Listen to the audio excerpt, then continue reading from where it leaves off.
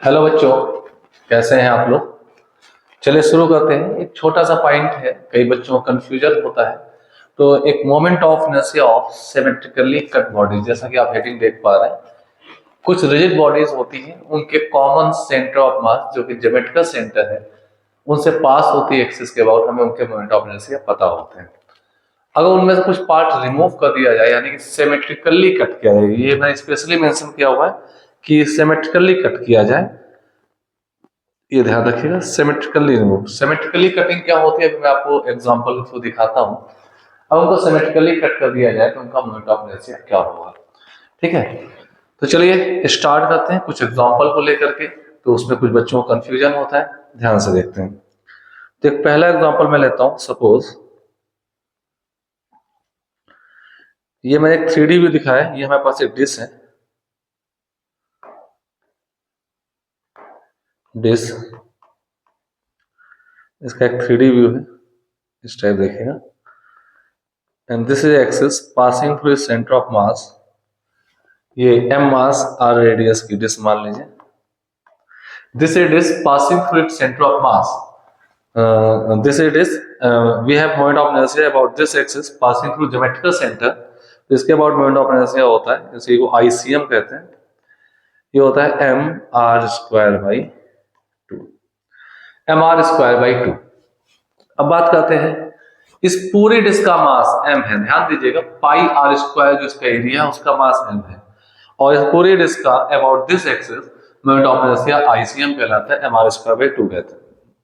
इसका इसकी वैल्यू होगी। अब अगर इससे मैं कोई एक पार्ट कट कर लूं, कोई भी एक पार्ट कट कर लूं, सपोज इसको आप ऐसा समझ सकते हैं जैसे पिज्जा स्लाइस होती है ना, 6 पीसेस में या 8 पीसेस में आप कुछ भी कट कर दे। तो सपोज ये इसका 1/6 पार्ट है, 1/6 part. It mean this angle is 60 degree. अगर मैं सिर्फ इतने पार्ट की बात करूं तो ये आपके पास जो पार्ट आया, इस पार्ट का जो मास होगा, इसका मास m/6 होगा, रेडियस r ही होगी, इसका मास m/6 होगा। और सेम एक्सिस में ऐसे पास कर दूं इसके प्लेन के परपेंडिकुलर, दिस टाइप। अगर मैं इसकी बात करूं तो इसका मोमेंट ऑफ इनर्शिया, तो अगर जब सिमेट्रिकली कट होते हैं बॉडीज तो मोमेंट ऑफ इनर्शिया के फॉर्मूले का फॉर्मेट नहीं बदलता। तो इस केस में इस पोर्शन का, एक सिंगल वन स्लाइस का मोमेंट ऑफ इनर्शिया जो होगा उसका फॉर्मेट यही होगा। तो अबाउट दिस एक्सिस इसके मोमेंट ऑफ इनर्शिया का फॉर्मेट होगा mr²/2। लेकिन ध्यान दें यहाँ पे m की वैल्यू m/6 हो चुकी है, r²/2, क्योंकि टाइप ऑफ डिस्ट्रीब्यूशन सेम है। Your answer becomes mr²/12। ठीक है। अगर इसी टाइप से, अगर ये हाफ डिश होती इस टाइप से, अगर ये कंप्लीट, ये लेफ्ट साइड में अगर मैं इसको दूसरे कलर से कर दूं, सपोज दिस वन, ये वाला पोर्शन हाफ डिश होती कुछ इस टाइप से, ऐसे, और यहां से एक्सेस पास हो रही होती, 3D व्यू में देखेंगे ऐसे, ये एक्सेस पास होकर गुजर रही होती। तो इसके अबाउट अगर इसका मोमेंट ऑफ इनर्शिया चेक करते तो क्योंकि इसका मास कितना है, m/2 है, यानी आप सोचिए ये एक्सेस डिश है तो इसका आधा पोर्शन हटा ले, एक्सेस वही मेंटेन है, आधा पोर्शन ये अलग कर लिया गया, आधा ये पोर्शन अलग है। ऐसे आप डिस्को मानिएगा, आधा पोर्शन अलग है, आधा अलग है, एक्सेस यही पास होता है, लेफ्ट साइड या राइट साइड कोई भी हाफ पोर्शन होता तो मास उसका क्या था, m/2, रेडियस वही थी। और इस पार्ट की बात करते हैं तो मोमेंट ऑफ इनर्शिया का फॉर्मेट सेम होता, m के प्लेस पे m/2 r²/2। Then your answer becomes mr²/4। यानी कि अगर ये कोई 1/n पार्ट होता, 1/nth पार्ट इसी डिस्क का, जिसका मास m था, रेडियस r थी, तो आपका moment of inertia about same common axis हो जाता I हो जाता 1/n times of, sorry for that, I होता आपके पास, हाँ होगा 1/n ही, लेकिन मैं उसको थोड़ा सिमेट्रिकली दिखाना चाहता हूँ, m/n into r²/2। It means 1/n times of this ICM। ये आपके पास एक रिजल्ट आ जाता है, तो इसको याद रखेंगे। कई बार ऐसा होता है कि कुछ बच्चे कंफ्यूज हो जाते हैं, तो ये पॉइंट को याद रखिए इस m मास के डिस्क से कुछ पार्ट अलग किए जा रहे हैं, तो उनके मास m नहीं होंगे, m का वो पार्ट होगा, जैसे 1/4 पार्ट है, 1/2 पार्ट है, या 1/6 पार्ट है, या 1/n पार्ट है। ठीक है, कई बार क्वेश्चन ऐसे आ जाते हैं, बच्चे कंफ्यूज होते हैं, सर आपने तो बताया था कि 1/n हो जाता है, लेकिन आंसर अलग आता है, वो मैं दिखाता हूँ। कंडीशन समझिएगा। अब आपके पास ये क्वेश्चन दिया है, अब आपसे कह देगा इसका मास है, मैं keep in mind and radius R है, और ये एक एक्सिस पास हो रही है, इसके अबाउट इसका एम आई पूछा गया है, आई मोमेंट ऑफ इनर्शिया। तुम्हारे इस डायग्राम में देखिए इतने पार्ट का ही मास है, and this angle is whatsoever the angle doesn't matter, 60 है 40 है क्या है पता नहीं चलता। लेकिन अब यहां पे भी मैंने देखा, लेकिन इस वाले पार्ट में ये पूरी डिस्क का मास m था, और ये 60 डिग्री वाला पार्ट निकाला गया है, तो इसका मास m/6 है। अब यहाँ 60 डिग्री वाला पार्ट यहाँ पर भी है, यानी 1/6 पार्ट ऑफ डिस्क है, लेकिन इसका मास m है, तो अगर इससे आपकी पूरी डिस्क बनती है इस टाइप से, इसी का मैं पूरी फुल डिस्क विजुलाइज करूं, तो इस एक्सिस के अबाउट इसका मोमेंट ऑफ इनर्शिया r था, मास रेडियस r थी, इसका मास 6m हो जाएगा। अगर ऐसे 6 पार्ट मिला के कंप्लीट डिस्क बनाए, उसका मास 6m होगा। और मोमेंट ऑफ इनर्शिया का फॉर्मूले का फॉर्मेट यहां भी वही रहेगा, तो इसका आईसीएम जो आएगा वो m मतलब 6m r²/2, it means 3m r² बनेगा, जहां m डिस्क का मास नहीं है, डिस्क का मास 6m था। तो अभी मैंने ऊपर एक फॉर्मूला लिखा कि अगर वो nth पार्ट है, उस डिस्क का ये 1/n पार्ट यानी 1/6 पार्ट है, तो इसका आंसर हो जाएगा I 1/6 टाइम्स ऑफ ICM, और वो ICM आपने निकाला 3m r² into 3m r², तो आपका आंसर आ गया m r²/2 जो फुल डिस्क का होता है। लेकिन यहाँ पे ये जो मास है ये m r²/2 आया है, ये मास फुल डिस्क का नहीं है, ये इस 1/6 पार्ट का है। तो ध्यान दें मास का गेम होता है यहाँ पे, वो चेंज कर देगा। तो इस पार्ट का मास अगर m है और डिस्क का सिमेट्रिकली कट पोर्शन, इसका आंसर m r²/2 ही बन जाएगा। तो दोनों को केसेस में डिफरेंस ध्यान रखिएगा। इस केस में इसका मास m है तो आंसर m r²/2 आ रहा है। इन दिस केस इसका मास m/6 है, कंप्लीट इसका 1/6 पार्ट, इसका आंसर m r²/2 का 1/6 पार्ट आ रहा है, जो कि इस फॉर्मूले से वेरीफाई होता है। तो ये कंडीशन याद रखिएगा, बहुत इंपॉर्टेंट केस है।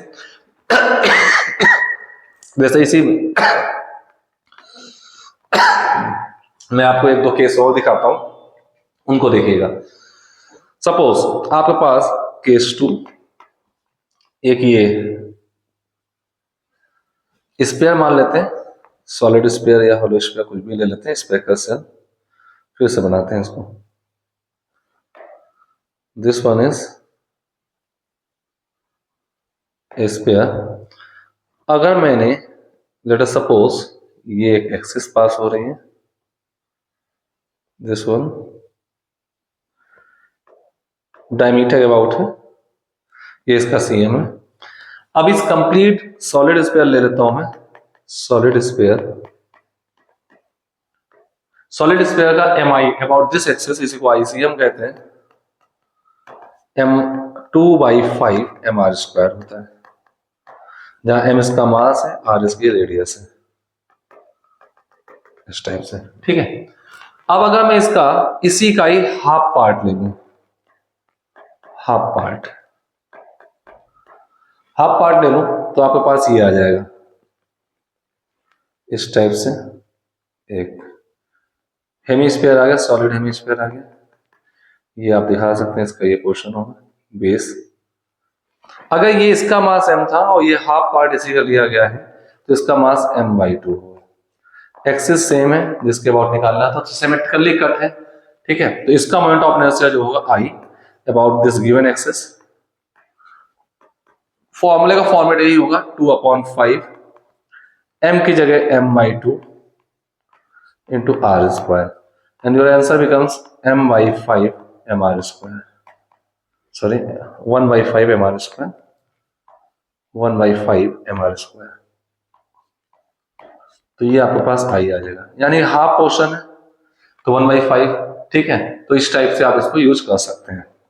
यही हेमिस्फीयर का सेल पे होता, वहां पे अगर ऐसा करते तो इसको मोमेंट ऑफ इनर्शिया लिख सकते थे। हेमिस्फीयर का सेल का होता 2/3 mr², उसको सॉरी कंप्लीट स्पेरिकल सेल का होता है 2/3 mr², उसको हाफ करते हैं तो 2/3 का हाफ हो जाता है, तो मास भी हाफ होगा, तो डायरेक्टली प्रोपोर्शनल टू मास है।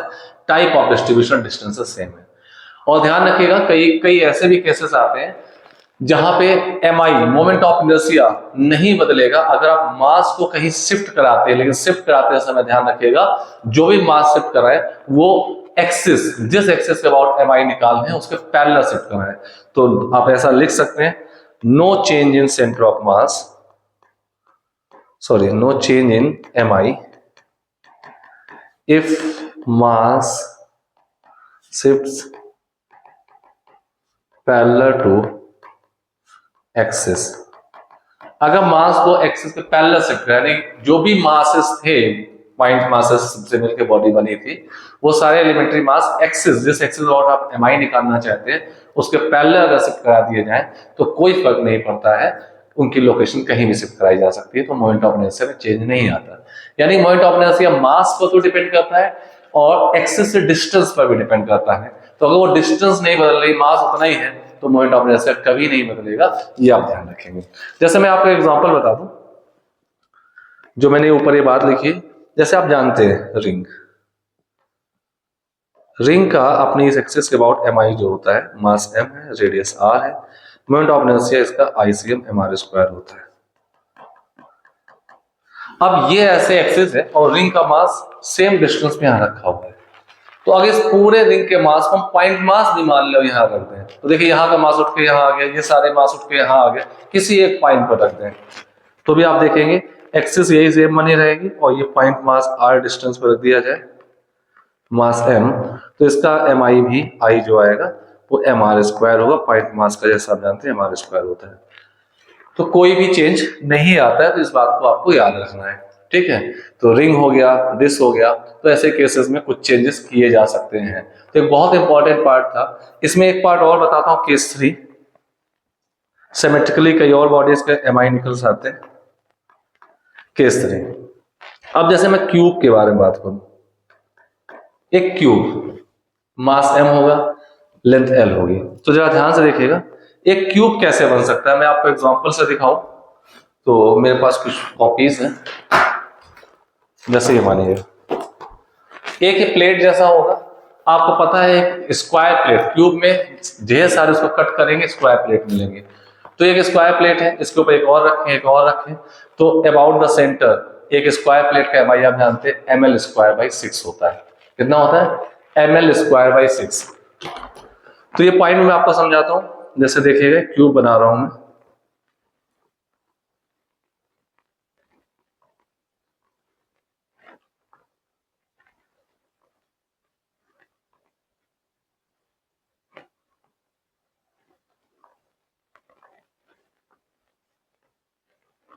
अब आप देखिए कि ये क्यूब का कहीं सीएम होगा, इसी के ऊपर इस प्लेट का सीएम होगा, और ये नीचे ये सीएम होगा। ये सर्कल को मैं हटाता हूं,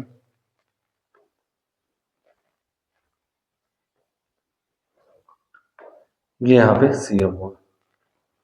अब मैं यहां से एक एक्सिस पास कराता हूं, ध्यान देखिए ये ऐसे एक एक्सिस गई, ये इसके सेंटर ऑफ मास से पास हो रही है, ऐसे यहां गई, सेंटर ऑफ मास से यहां पास होते हुए ऐसे निकलते ये एक्सिस पास हो गई है इसके अबाउट।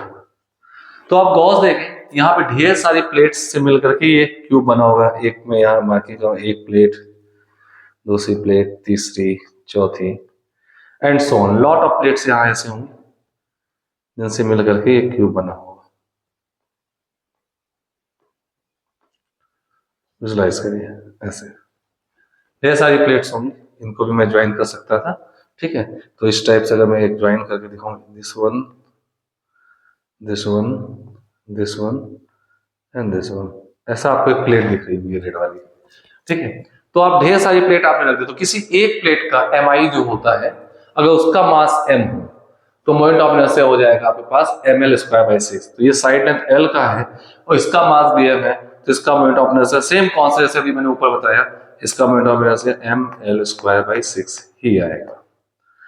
अब आप किसी और एक्सिस के अबाउट, कॉर्नर के अबाउट या किसी और एक्सिस अबाउट निकालना चाहते हैं, तो जैसे आपने स्क्वायर प्लेट का निकाला है, उसके कॉन्सेप्ट का यूज करके, theorem of parallel perpendicular use करके, पैरेलल यूज करके, परपेंडिकुलर 3D के लिए वैलिड नहीं होती है, तो आप उसको निकाल सकते हो। तो ये सेंटर ऑफ मास से पास होती जो एक्सिस है परपेंडिकुलर टू द फेसेस, इसके अबाउट इस क्यूब का मास अगर m है, टोटल क्यूब का मास अगर m है, तो इसका mi ml² / 6 होगा। अगर मान लो इस क्यूब को हाफ कर देते हैं, ठीक है, तो इसका mi जो हो जाता ml² / 6 का 1/2 हो जाता, सिमेट्रिकली कट किया था, ठीक है, तो 1/2 हो जाता है। ऐसे बहुत से केसेस आपको मिलेंगे जहां पे mi कैलकुलेशन आता है।